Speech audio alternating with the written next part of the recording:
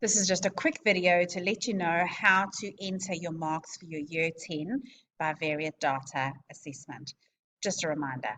So if you go into your Year 10 class and then click on the three little dots at the top right hand corner and go to Markbook, and in your Markbook there is probably heaps and heaps of things for all the things you've put in there. It's just going to take a little while now, of course, because why wouldn't it? So it's identify and communicate is the only thing that you can see, but that is the one that we're looking at. So if you click into there, oh, sorry, Jacob, I did not mean to give you a grade. I was playing earlier. So if you go into here, view and grade submission, then you can click on all the different places. So if they've done the trend line correctly, then they've done that.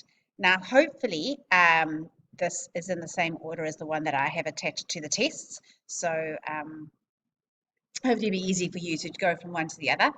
There you go.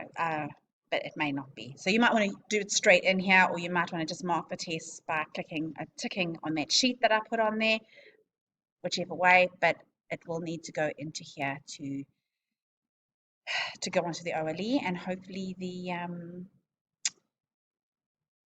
oh my gosh, what is it called? Synergetic. There you go.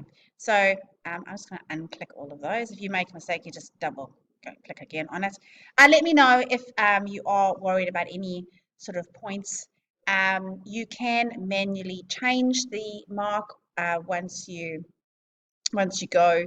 So at the bottom here, if you feel, I'm actually just going to change that to a not a pending. I'll put pending there. Once you've done them all, please don't click publish. Just click continue, and it should save them all. And then we will publish them at a date to be discussed. Probably the end of next week. It shouldn't take too long, or maybe we could say the beginning of the week after, but we will discuss that.